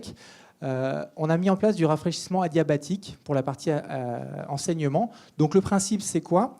C'est que sur l'air évacué, donc l'air ici qu'on reprend en provenance du bâtiment, eh bien, il y a un système d'injection d'eau. On va projeter, vaporiser de l'eau ici, qui va rafraîchir cet air sortant, qui va le refroidir. Et l'échangeur à plaques de la double flux, ici, qui est en recirculation comme ça sur 2 échangeurs, en fait, va récupérer la fraîcheur de l'air dans lequel l'eau s'est vaporisée pour le mettre dans l'air en earth. Et donc l'air pulsé va être rafraîchi comme ça par ce système adiabatique. Donc voilà, il y a un certain nombre il y a quelques fabricants de centrales de traitement d'air qui proposent ce genre de système. Alors, donc ça marche bien. Je crois que je ne sais plus si j'ai des chiffres après. Non, j'ai pas mis de chiffres. Mais voilà, en tout cas, la campagne de mesure a prouvé que ça marchait bien. La seule limite quand même, c'est que tout ça, ça consomme pas mal d'eau pour que le rafraîchissement soit quantitativement important. Donc, c'est beaucoup mieux si on le fait sur eau pluviale, parce que ça coûtera moins cher en coût global. Et c'est quelque chose qu'il faut bien expliquer au bureau de contrôle pour qu'ils soient d'accord. Voilà. Pour qu'il n'y ait pas de soucis sur la légionnelle. Pour mémoire, on n'est pas sur des régimes de température d'aéroréfrigérant à plus de 40 degrés. La légionnelle, ce qu'elle adore, c'est 40 degrés et plus. D'accord ? Là, on travaille sur la température globalement de l'air repris. Donc si tout va bien, on ne dépasse pas 30 degrés dans le bâtiment. Donc ce n'est pas la température favorite de la légionnelle. je vous donne quelques pistes d'argumentaire et vous verrez avec les fabricants de CTA, ils vous donneront les autres arguments derrière. Voilà. Donc ça, c'est un premier point qui, pour la partie enseignement, a bien joué son rôle. Ça nous a apporté un complément de confort. Et puis, on a aussi, donc c'est un bâtiment qui est chauffé par géothermie, une grosse pompe à chaleur sur forage géothermique. Donc là, on a le plan d'implantation des forages géothermiques. Pour info, c'est des forages en U. Vous savez, l'eau descend et remonte. C'est pas un forage sur nappe. Voilà, pour ceux qui connaissent un peu la technique. Voilà, donc un champ de capteurs qui sont en été, l'eau de ces capteurs est envoyée directement dans le plancher chauffant, enfin rafraîchissant en l'occurrence, sans passer par la pompe à chaleur. Donc c'est pas du froid actif, c'est ce qu'on appelle du géocooling. Et pareil, ça rapporte un complément de fraîcheur qui est non négligeable et qui contribue assez largement au confort d'été de ce bâtiment. Là, la profondeur de ces forages, on est limité à 100 mètres pour des raisons d'autorisation administrative. En général, l'optimum, je ne sais plus, là, c'est 80 ou 90 mètres. En général, on est dans ces ordres de grandeur-là. Voilà. Pour mémoire, ça vaut vraiment le coup de faire un bâtiment à très bonne enveloppe et très faible besoin de chauffage pour limiter le nombre de forages géothermiques. Donc là aussi, c'est de l'optimisation de co-conception. C'est que quand vous isolez bien le bâtiment, vous payez moins cher les solutions de chauffage. Voilà, c'est le but aussi. Voilà ce que je voulais vous montrer. Et juste en petit slide de conclusion, puis après on aura le temps de reprendre quelques questions.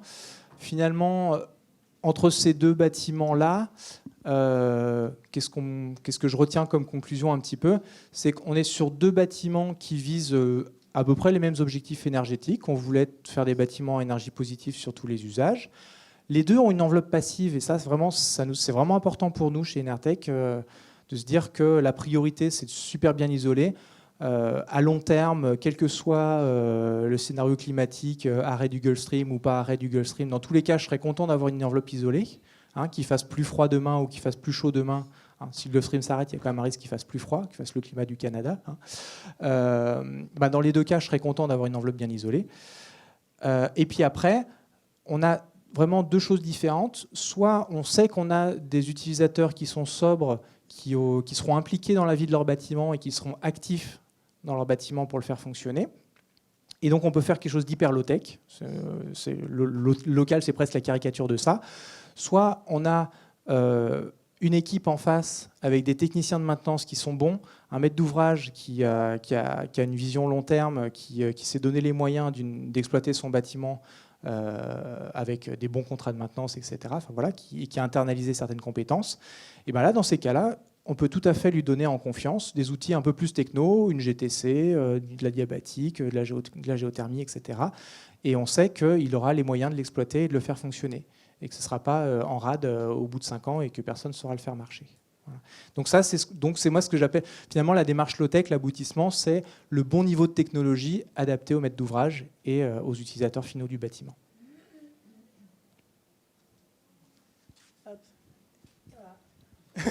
Et je prends des questions. C'était très intéressant. Une question par rapport à comment vous avez convaincu le maître d'ouvrage ou la personne à convaincre, je ne sais pas, pour passer sur de la géothermie qui doit être quand même assez coûteux à l'investissement par rapport à une pompe à chaleur qu'on installe à tout va. En fait, on a juste parlé, juste entre guillemets, on a parlé objectif de performance. C'était soit on mettait une pompe à chaleur géothermique, soit il nous fallait des mètres carrés de capteurs photovoltaïques en plus pour être à énergie positive. Donc finalement, en termes d'investissement, c'était intéressant de faire de la géothermie. Et si en plus on rajoute des éléments de coût global, en fait, en phase d'exploitation, cette pompe à chaleur, elle a atteint un COP mesuré supérieur à 5. Donc c'est pas du tout ce qu'on aurait pu observer en géothermie à Marne-la-Vallée. En aérothermie. En RO à Marne-la-Vallée, on n'aurait jamais eu un COP de 5. Enfin, si on atteint 3, on aurait déjà été super content. Donc voilà, tout simplement, quand on raisonne en coût global, on voit que c'est possible. Sylvie Detto, architecte. Je voulais revenir sur la question de l'inertie et de l'environnement ambiant du bâtiment. Parce que les chiffres que vous avez donnés pour Enertech, on est en race campagne, on a un abaissement nocturne, on n'a pas d'îlot de chaleur urbain. Et donc j'imagine le même bâtiment en plein centre-ville où il ne descend pas en dessous de 28 la nuit. Vous avez déjà, vous, gagné 0,5 par jour d'augmentation de la surface massique. Donc voilà, est-ce qu'il n'y a pas des contradictions? Est-ce qu'il n'y a pas des questions à avoir selon l'endroit où on construit, au-delà de l'usage, au-delà du maître d'ouvrage, etc. Il y a vraiment une question d'adaptation. Ah oui, absolument. Hein. Chaque bâtiment va être unique de ce point de vue-là. Et la conception doit s'adapter aux occupants et aux lieux, évidemment. Oui, tout à fait. D'ailleurs, c'était une des problématiques qu'on avait à Grenoble, parce que typiquement, la ZAC de Beaune, c'est un centre urbain. On est en plein îlot de chaleur. Il y a 3 degrés d'écart entre la station météo, qui est sur la base, sur un aéroport à l'extérieur de Grenoble, et ce qu'on a mesuré avec nos balises météo sur le toit des bâtiments. Donc voilà, il y a 3 degrés d'îlot de chaleur. Et Grenoble, c'est une cuvette, pour ceux qui connaissent. Il n'y a pas de vent du tout l'été. C'est assez infernal.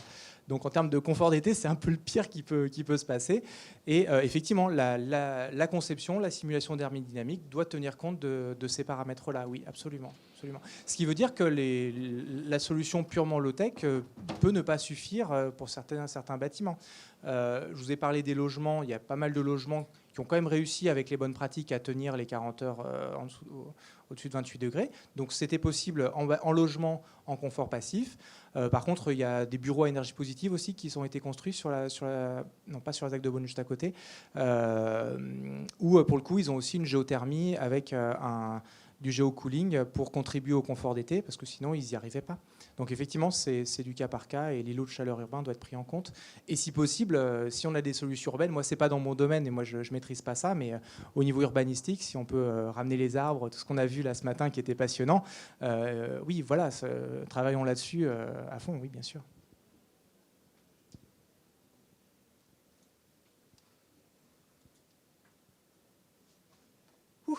Vous avez peut-être un peu faim déjà. Non, encore une question? Oui.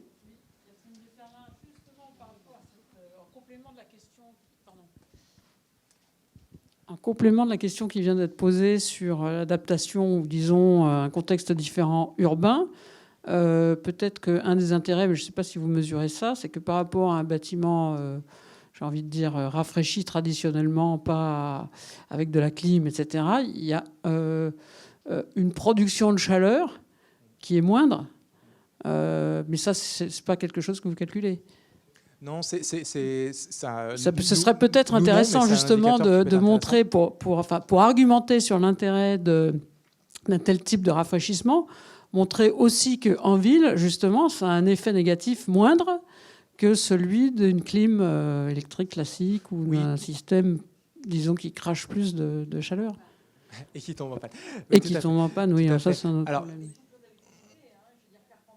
Oui. D'accord. Oui, c'est sûr. Et quand on parle de résilience des bâtiments, cette question-là va forcément se poser. Enfin, voilà, si on a plus assez d'eau pour rafraîchir les centrales électriques, on a aussi des questions de coupure de courant. Donc oui, c'est une question en soi. Oui, alors juste sur la quantification de l'émission de chaleur par la clim, aujourd'hui, c'est pas un usage qui est tellement développé que les puissances en jeu soient d'un ordre de grandeur comparable à la puissance du soleil. Faut juste se rendre compte que ça va être une goutte d'eau de plus, peut-être la goutte d'eau de trop. Donc clairement, enfin, je ne vais pas vous dire qu'il faut climatiser, mais c'est juste, soyons juste prudents avec cet argument. J'ai pas les chiffres, si vous voulez, mais j'ai lu un article, j'ai oublié les données, si vous voulez. Puisque la température va monter, il y a de plus en plus de gens, et de toute façon on le voit, enfin de gens de bâtiments, de maîtres sauvages, etc., qui vont acheter de la clim, et donc il va y avoir une montée de température en ville exponentielle, renforcée à un point que ça peut monter à 40% de plus. C'était quelque chose comme ça, c'était un truc énorme. Il y a eu un article il y a un an à peu près sur le développement des clims électriques classiques et l'effet pervers sur le réchauffement de la ville, donc une envie, etc. Quoi. Ok, j'entends. Voilà, je serais intéressé par l'article. Oui, tout à fait. Il y a un truc à mesurer là-dessus et surtout à se projeter dans le futur. Moi, le risque immédiat que je vois et qui moi, me semble plus concret à court terme, c'est que la pointe électrique risque de se déplacer.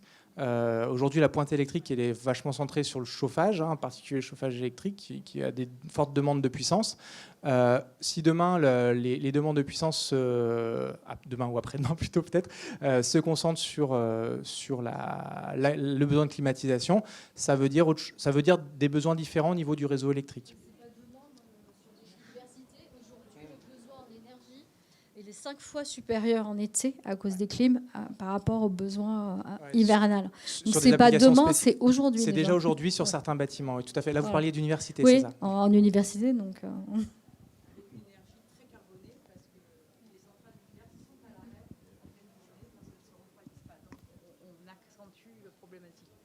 Oui, été ou hiver, il y a une question sur la pointe électrique et le mix carbone qui va avec, effectivement. Il y a une question là-dessus. Ouais.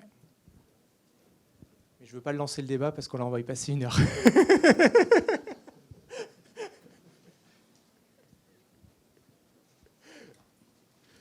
Écoutez, s'il n'y a plus de questions, on va peut-être conclure. Tu veux dire un mot? Non, s'il n'y a plus de questions, on va peut-être arrêter. Moi, je retiens quand même que de tout ce que tu as dit, c'est que pendant longtemps, on a conçu nos bâtiments en fonction de l'hiver.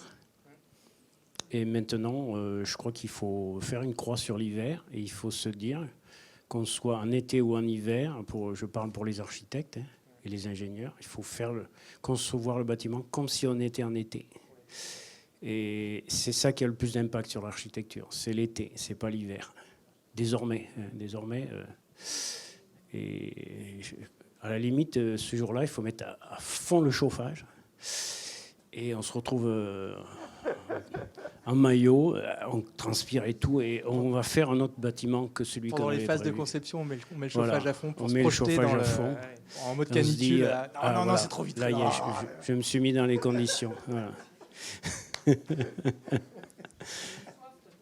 Voilà, c'est ma conclusion, mais bon, c'est un élément du débat. On est finalement en avance sur le retard, donc c'est bien. Et vous aurez plus de temps pour casser la graine.